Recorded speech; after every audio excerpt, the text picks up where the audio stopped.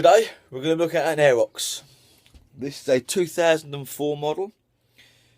Came into me with only 6,500 kilometres, about 4,000 miles. Ignition problems, which I think you can see. No ignition barrel.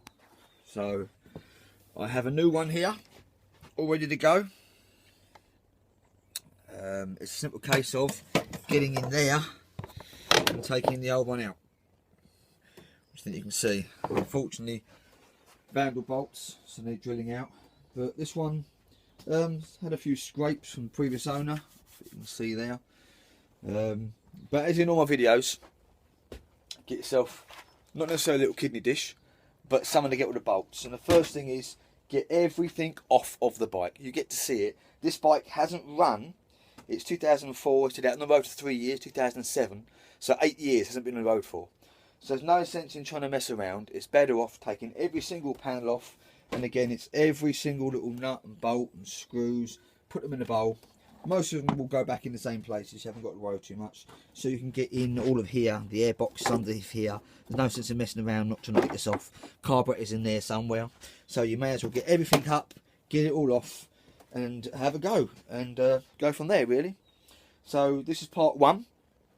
Part two will be where we have just the frame and engine, and I can get to everything I need to get to, put the new ignition on, and then it'll be a case of cleaning the carburetor out.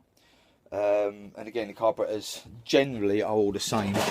They're going to be something like this little carburetor here. So you turn them upside down, 2 screws, it will come out, and then you can get to the idle jet, and the main jet. And good clean with some carburetor cleaner, fresh petrol. Get some fresh petrol in there and give it a turn over and see what happens. Obviously, clean the spark plug, take that out. To be honest with you, that long, I'll probably get a new spark plug and have a good space to work around. And hopefully be able to get this one on the road. I have some old panels because obviously it's got a cracked bit here. I think it came with no key, so obviously I think someone's thought they can crack here to get here, but I hadn't realised that if you just took these front bolts off, you can get to here. Because on these switches, they turn one way to the boot and the other way to the ignition. So that's what I think a bit of a damage to come from, although it has been down the road. Alright, check out part two. That'll be a little while. I'm going to take a little bit of time on this one, as it's a bit old. But otherwise, this should be a cracking little bike for somebody when I'm finished. But check out my videos though. I've got lots of other little videos, little handy hips about the variators. In these ones, they're all the same, okay?